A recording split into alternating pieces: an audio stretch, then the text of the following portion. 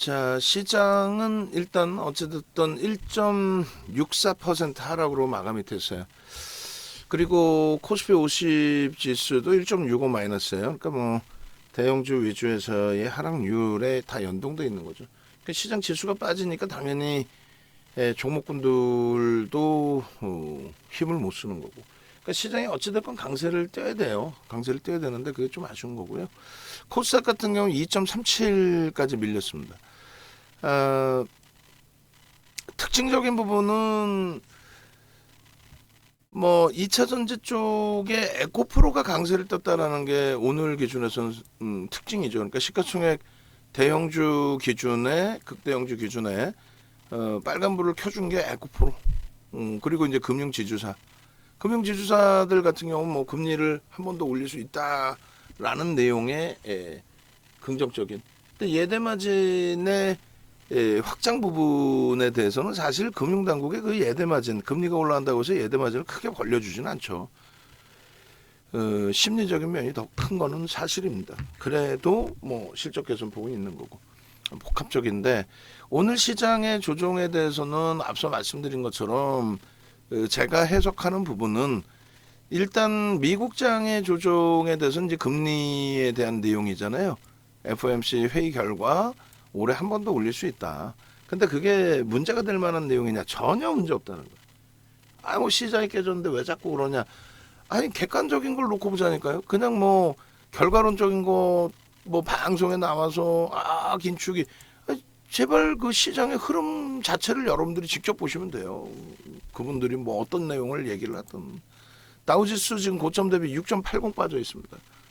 그러니까 3,300포인트로 기준을 잡아서 해석을 해보자는 거예요. 여전히 3,100포인트 위에 있는 거예요. 그러니까 엄청난 변동성을 주고 나서 S&P 500 지수 엄청난 변동성을 주고 나서 고점 대비해서 8% 밀려 있어요. 여전히 3,000포인트 위쪽이라는 거예요. 우리나라 지수로 환산했을 때. 니케이 지수 오늘 1% 빠졌죠. 사상 최대치 고점 넘기고 나서도 거기서도 또 더 올라가 있는 거예요. 우리나라 지수로 따지면 한 3,400 되려나요? 프랑스 까크, 나머지 독일 닥스, 영국의 FTSE 다 사상 최대치 고점 찍고 눌림폭 수준이지. 이게 뭐가 문제가 돼요? 또 금리는요. 2000년 들어서 금리 인상을 3차례 단행한 겁니다. 2000년 이후에. 그 2004년 6월부터 2006년 6월까지 5.25%까지 금리를 올렸어요. 이번에 이제 5.25, 5.5인데 그거를 뭐 한 단계 더 올린다고 해도 심각한 문제가 발생될 흐름이 아니라는 거고, 아주 단순한 논리로 각국의 중앙정부와 각국의 중앙은행이 자, 국민들도 다 힘들어져 보시고 회사들도 한번 망가져 보십시오 라고 막 금리 정책 막 자기들 생각나는 대로 마음대로 막 그렇게 조절하고 대처하고 그러는 건가요? 그게 아니잖아요. 그래서 결론적으로 지금의 금리 정책에 대한 내용이 그들의 흐름에 있어서는 미국이나 유럽이나 일본의 흐름에 있어서는 그 내용, 그 영향력 부분이 상당히 뭐 제한적이다 이렇게 해석을 하셔도 돼요. 상당히 제한적이다. 금리에 대한 내용 가지고 지금 시장에 뭐 폭락이 나왔습니까? 뭐 문제가 심각하게 형성이 됐습니까? 뭐 추세가 깨졌습니까? 말 같지도 않은 소리인데 우리나라가 조정이 좀 깊어지다 보니 방송에서는 그러겠죠. 뭐 난리 난 것처럼 야 이거 큰일 났다. 그럼 진짜 우리나라만 문제가 있는 거 아니냐? 금리, 미국 금리 영향 때문에 우리나라가 뭐 수출이 막말로 개판이 된다든가 아니라고요. 다 한번 잘라서 놓고 보세요. 여기서부터 여기까지 고점을 찍을 때 똑같은 추세로 상승 추세로 갔죠. 이경만 유럽, 아시아, 우리나라가 비슷하게 간 거고 미국만 유동성이 더 확대가 돼서 미국만 더 올라 있을 뿐이에요. 저점 찍을 때도. 그래서 글로벌 증시하고 이렇게 중간중간에 우리나라가 이격이 발생될 때가 있습니다. 그죠? 근데 이런 이격은 금방 해소가 돼요. 그렇게 해서 사상 최대치 신고가 위치도 거의 비슷한 위치에서 찍힙니다. 이거 뭐 조금 더 올라갔다 할지라도 거의 뭐 비슷한 위치에서 사상 최대치 신고가가 찍히고, 그리고 조정받을 때 똑같이 받아요. 이격은 똑같이 벌어져 있었던 거고. 그 여기서 조금 이격이 다시 발생되나 했는데 이 메꿔지겠지라고 했는데 이따시만큼의 이격이 발생돼 있는 거예요. 어? 그런 상태에서 우리나라가 못 간 이유를 뭐 여러 가지 찾을 수 있겠지만 막말로 지들도 조정 안 받는 걸 왜 우리나라에서 자꾸 앉아 있냐고. 예를 들면 FOMC 회의 조정을 받았다 해도 나스닥이 1.5% 빠졌다 해도 들어올려는 올라온 것 대비해서의 되돌림의 흐름이고 금리 인상 자체가 악재가 아니라니까. 악재가 아닌데 고점에서부터 그런 내용이 나오니까 그걸 명분으로 차익 실현하고 늘렸을 뿐인데 그게 뭐 결론적으로 엄청난 악재인 것처럼 얘기하면 안 된다는 거고, 또 한 가지는 오늘 기준의 흐름에서만큼은 제 해석이 틀리다 할지라도 여기저기 돌리면 다 전부 긴축 얘기 하겠죠.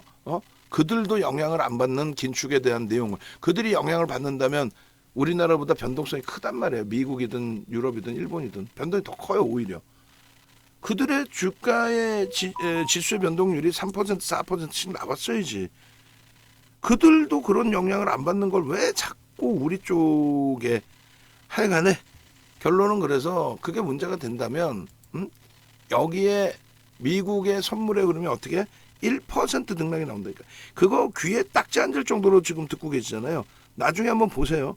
진짜 선물 쪽에서 문제가 되면 미국이 진짜 지금 시간 외잖아요. 새벽이죠. 새벽 시간인데 그게 진짜 문제가 될 내용이라면 어떤 거든 미국에서 지금 어떤 문제가 불거진 상황이라면 미국의 선물이 시간의 선물이 1% 이상이 빠진다니까요. 내용이 매우 좋은 거면 1% 이상 들어 올려줘요. 선물 하한가 4%까지도 나왔어요. 5%. 시간의 선물 하한가가 5%일 거예요. 그래서 4점 몇 이렇게. 아니 어느 날 보니까 선물이 멈춰 있어. 왜 멈춰 있지? 뭐지? 그 보니까 4점 몇십, 4.8 뭐 이렇게 빠져 있는 거야. 이거 뭐지? 하한가 맞은 거야 그게. 리먼 터졌을 때. 그리고 어떤 문제 불거지면 1%씩 등락이 나온다니까요. 그럼 미국발 악재가 아니란 말이에요. 뭐 영향은 일부 받았어도 오늘 이렇게까지 밀릴 내용은 아니었단 말이에요. 그리고 일본 니케이 지수도 오늘 1.22 빠졌잖아요. 아시아 증시도 빠진 쪽이 없어요. 그럼 우리나라만 유독 더 빠진 거 아니에요. 그죠? 평상시 같으면 막 또 중국 핑계 댔을 텐데 중국도 오늘 멀쩡해. 항생도 영향을 안 받는 중국 자꾸 핑계 대지 말고. 기술주의 개뿔 뜯어먹는 소리. 대만의 기술주의 비중은 70% 이상이잖아요. 우리나라 같은 경우는 2차 전지까지 다 포함해서 IT의 비중, 전기전자 업종의 비중이 40%예요. 포스코 퓨처엠도 이제는 기존의 비금속 광물에서 전기전자 업종으로 바꿨단 말이야. 그렇게 해서 40% 비중이에요. 우리나라 시가총액에서. 대만은 70% 이상이잖아. 대만 개뿔이나 나스닥 박살나고 뭐 금리 올리고 했다 해도 0.6% 빠져있잖아. 죄송합니다. 여기는 휴장이네. 죄송합니다. 어찌됐든 결론적으로 일본의 니케이 지수의 변동성이 평상시 우리보다 큰데 거기보다 더 밀끌어진 부분은 정정 불안에 대한 부분도 저는 생각을 하고 있다. 그래서 정치적인 정책적인 불확실성 부분, 총리가 헌정사상 처음으로 현직 총리가 해임 건의안에 결론적으로 가결이 됐다는 거. 그리고 이제 만약에 이재명 대표가 체포동의안에 뭐 가결이 된다, 만약에라도 가결이 된다라고 해도 시장의 충격은 이미 선반영된 것으로. 그래서 두 번의 뭐 탄핵의 기준이 있었어요. 한 번은 고 노무현 전 대통령 정부에서 2004년 3월 12일 날 탄핵이 가결이 됐는데 그때는 오전에 가결이 됐습니다. 그렇게 되면서 시장이 급격하게 어마어마한 조정을 받았다가 바로 튕겨져서 돌려놨고, 그리고 2016년 12월 6일인가요? 그날은 박근혜 전 대통령의 탄핵이 있었는데 4시 10분이었어요. 근데 그날 뭐 아무런 변동이 없었고 도지 없고 그 다음날도 멀쩡했습니다. 그러니까 한번 경험치 때문에 그런 부분도 있어요. 왜냐하면 우리가 그 핵실험 처음 했을 때가 2006년도인가 그럴 거예요. 2006년도에 9월인가 언제간에 1차 핵실험을 한 날 시장이 폭락이 나왔다가 그대로 돌려놨습니다. 그리고 그 다음부터 2차, 3차, 4차, 5차, 6차 핵실험 할 때 시장의 변동성은 둔화됐었거든요. 근데 오늘 기준에서도 뭐 사실 어찌 보면은 1.6%가 뭐 상상을 초월하는 조정이 될 수도 있지만 사실 그렇게 뭐 어마어마한 조정까지는 아니란 말이에요. 심지어는 뭐 미국이 조정받았으니까 조정받았지 이 정도 생각하실 수도 있는, 아시아 증시 대비해서 더 빠졌다는 생각은 뭐 못하실 수도 있는 거니까. 결론은 제 생각처럼 정정 불안에 대한 내용까지 포함된 거다라고 한다면 그 불확실성은 반영이 돼 있다. 경험칙상 박근혜 전 대통령 정부에서는 뭐 그런 변동의 흐름이 없었었고, 그리고 고 노무현 전 대통령 정부에서는 첫 번째 겪는 거라서 그랬던 것인지 오전에 출렁했다 돌려놨고, 그러니까 뭐 오늘의 기준인 건데 일단 장은 끝났고 어떤 결과가 나와도 선반영 된 것으로 인식을 잡니다. 최악의 경우 만약에 그것이 진짜 영향을 준 거여서 만에 하나 가결이 돼서 그 불확실성 때문에 내일 개장 초에 또 출렁거린다 해도 그것은 그 대통령 뭐 탄핵 때도 바닥 짚고 돌렸는데요.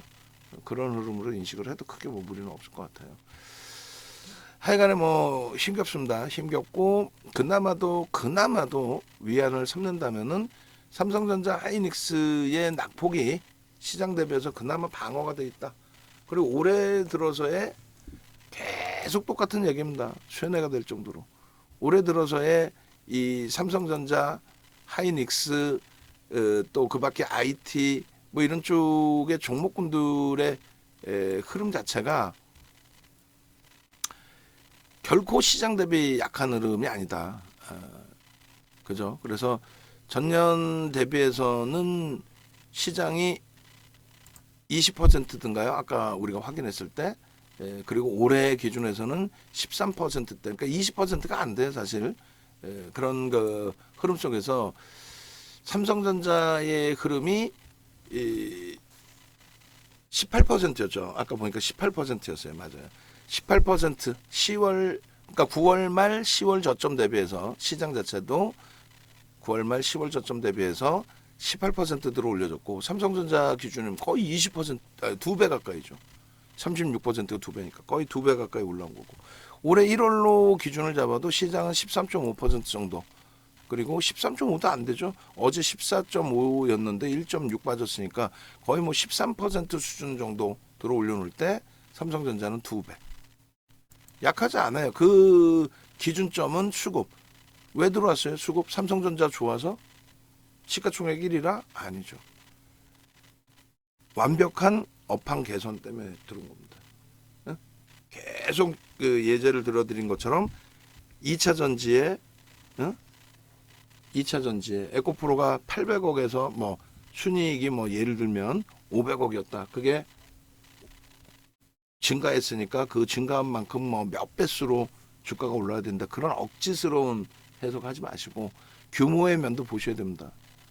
1조짜리가 순이익 1억 내놨다가 100억으로 순이익이 증가했다고 해서 100배 시가총액이 올라와야 되나요? 그건 아니잖아요. 그러니까 그런 어처구니없는 논리를 생각하지 마시고 삼성전자의 실적이 36조면 2013년도 수준이에요. 그리고 2013년도 이후에 자사주 이익 소각만 14%를 했고 그리고 2025년의 실적은 더 월등히 증가할 것으로 수십 군데의 기관 투자자들의 애널리스트가 전망을 한 거죠. 그죠? 그래서 그 흐름을 바탕으로 이런 수급이 들어왔고 이런 수급을 바탕으로 시장 대비해서 2배 수준의 랠리가 나온 거다. 체감 온도는 낮다 할지라도 마찬가지 똑같아요. 하이닉스 기준에서 올해 들어서 지금 주가 눌림목을 받았지만 60% 수준. 시장 대비해서 뭐 몇 배예요 이게. 그래서 시가총액 뭐 극대형주 기준에 수급이 들어와 있는 거는 시가총액 1위, 2위, 3위 하이닉스, 4위 바이오로직스, 5위 얘는 25% 떠넘겨진 거예요. 25% 올해 들어서만. 그 다음에 6위, 그 다음에 7위, 그리고 우리가 갖고 있는 LG화학 8위인데 여기도 좀 사실상 버겁죠. 지금 많이 먹어온 상태입니다. 일단은 하여간에 뭐 마감 기준에서 뭐 저점 대비해서 돌린 폭을 꼬리를 절반을 못 달고 마무리가 됐는데 심사숙고해서 전략을 다시 설정을 해서 잡아드릴게요. 오늘 뭐 전체적인 시장 조정의 일정 범위가 연동됐다라고 해석을 하고 자체적인 해석 부분은 또 다시 잡아드리겠습니다. 나머지 다 보세요. 없죠. 네이버가 요즘에 수급이 좀 들어온 거 이외에는 없죠. 누적적인 추세 수급이 들어오는 쪽이 없잖아요. 자동차하고 IT 빼면 거의 없다고 보셔야죠. 2차 전지는 뭐 말도 안 되는 내용이고, 그 에코프로가 오늘 그나마 조금 가격 반발력 좋은데 거래 대금이 원체 없습니다. 이게 지금 그 시가총액 순위 기준에서의 흐름이에요. 전체 통합적인 순위. 그래서 전체 통합 순위 15위에 올라와 있는 KB금융 어때요? 바닥에서부터 시장 힘들지만 많이 올라와 있죠. 금리가 이렇게 고공행진을 하는데 금융 지주사가 못 움직인 경우도 거의 굉장히 제한적인 기준이었는데 최근 들어서는 많이 움직임을 주네요. 움직임을 줬고 우리도 한 번쯤은 더 고민을 해서 들여다볼 겁니다. 거래대금을 기준으로 잡는 변동성 매매 기준이 아닌 OMA 20매매 거래량을 넘긴 추세 매매 기준에서 또 누적 수급의 기준에서 그다음에 현대모비스도 시가총액 꽤 많이 들어 올려졌어요. 전체 시장에서 16인데 유가증권 시장에서는 14위입니다. 그렇게 해서 현대모비스 기존에 원래 10위였죠. 10위였던 종목이에요. 그 2021년 1월 달에. 어제까지 13위에 놓여져 있었는데 유가증권 시장에 오늘 이제 KB금융 쪽에 시가총액 순위가 뺏겨졌어요. 없어요. 결국은 없어요. 뭐뭐 있습니까? IT 자동차 그리고 금융지주사 정도. 그다음에 삼성물산의 뭐 요 정도 기준은 개별 기준에서 좀 해석을 해야 되는 것이 아닌가 그렇게 해석을 합니다. 결론적으로 지금 그 시장 전체적인 흐름에서 어찌됐건 지수가 돌려진다라고 생각하니까 매매 기준을 잡고 계시는 거잖아요. 글로벌 시장이 다 강하고 우리도 거기에 제한적으로 형성되어 있던 흐름이 항상 같이 움직인다 그랬어요. 그 부분이 해소될 수 있는 위치인데 그것을 누가 땡길 거냐? 2차 전지일 거냐?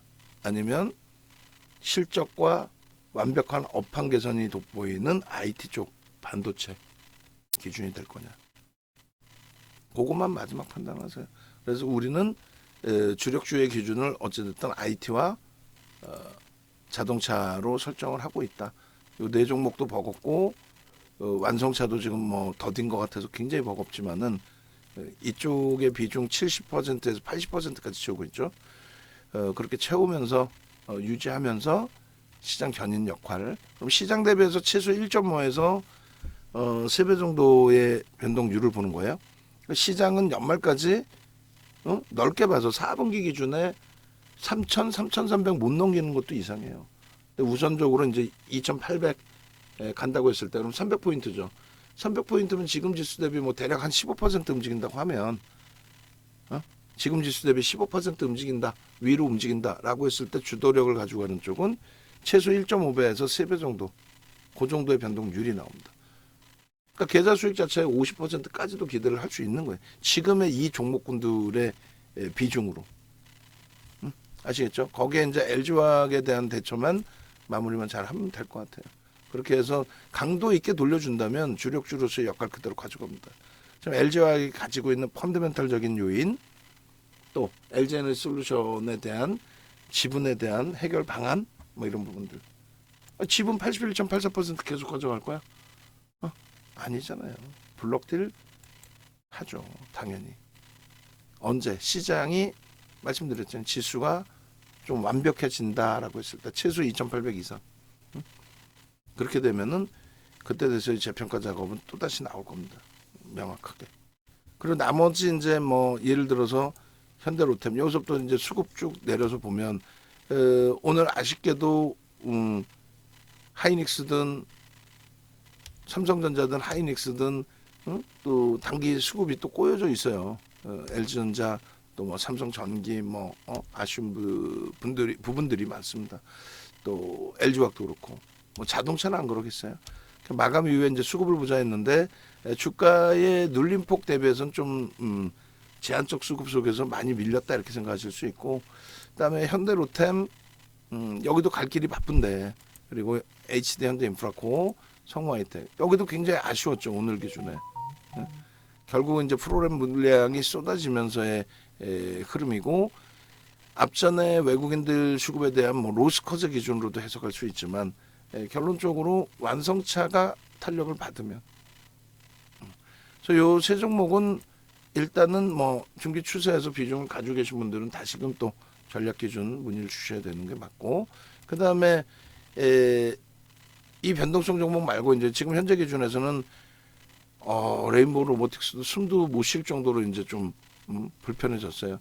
막판에 이제 프로그램 쪽의 매수는 전환됐지만 기간 매도에 좀 많이 휘청됐단 말이에요. 그럼 과연 이제 외국인들 쪽, 누적적으로 들어와 있는 외국인들 쪽은 어떻게 형성을 할런지, 주가의 흐름을.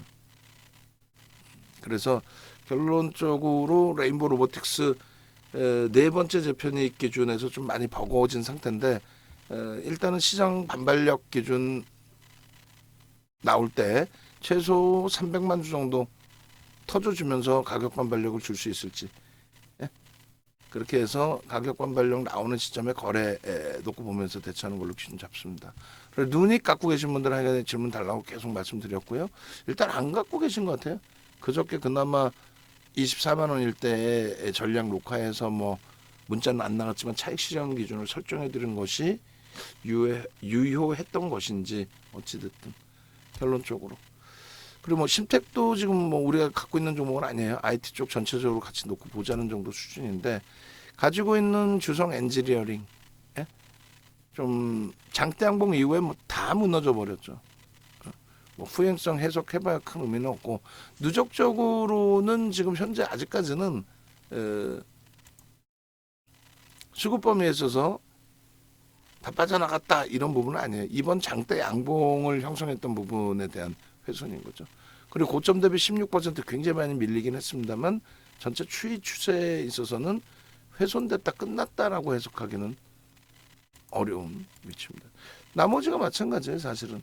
그래서 변동이 원체 큰 상태에서 뭐 지금으로서는 뭐 압축할 내용의 종목이 있는 것도 아니고, 또 손절을 해서 뭐 현금을 갖고 갈 이유가 있는 상태가 아니에요 사실은. 뭐 자체적인 문제가 있었다면 모를까. 그래서 일단은 유지하고 대처하겠습니다. 일단은 뭐 불확실성 부분들이 좀 빠르게 해소가 되어주고, 그렇게 됨으로써 시장도 안정화가 되고, 그 시장 안정화 속에서 IT와 자동차가 주도 업종으로 부각이 됨으로써 2차 전지 차익 실현 이후 또 8월 말 9월 초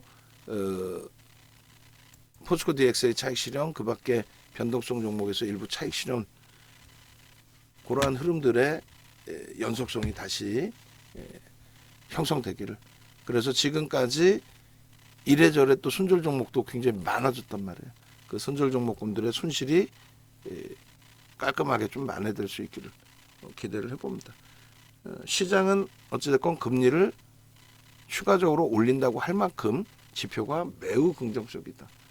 꼭 그거 놓고 보세요. 그리고 우리나라의 현재 위치에서만 기준을 잡아서 보지 마시고, 방금 보여드린 것처럼 미국 자체의 흐름에서도 S&P 500 지수의 흐름에서도 월봉으로 보세요. 일봉으로 보면 잘 저게 어떤 추인지 잘 모르시니까. 뭐 나스닥도 마찬가지예요.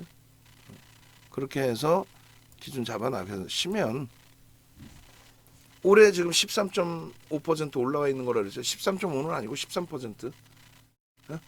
저점 대비 13%. 그런 흐름처럼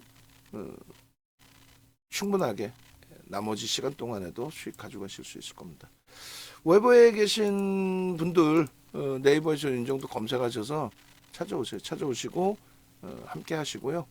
그다음에 강연에 신청 하시고, 그리고 이벤트 지금 한가위 연휴가 있기 때문에 기간을 추가적으로 드리는 이벤트 단행하고 있죠. 이 이벤트 부분이 한가위 이벤트에 팝업창이 하나 새로가 있든 아니면 팝업의 이벤트 기준에 기간 추가적으로 드리는 부분을 안내를 해드려야 되겠죠. 응? 그거 오늘 뭐 퇴근 전에 수정될 수 있으면 잡아주시고, 불가능하면 내일까지라도. 지금 뭐 한가위 뭐 코앞인데 이 이벤트를 진행한 지가 언젠데. 그렇게 하시고 오늘 그 마감 영상하고 2차 전지 관련된 영상 그렇게 해서 강연의 안내 영상까지 올려주시면 될 것 같습니다. 스트리밍 방송에.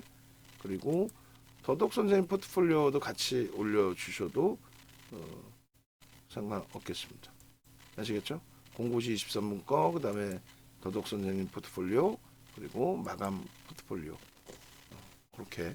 그리고 뭐 14시 44분 포트폴리오 시황도 올려주셔도 될 것 같아요. 고생하셨습니다. 내일은 좀 제대로 된 가격 반발력 반등 추이가 강화될 수 있기를 기대하겠습니다.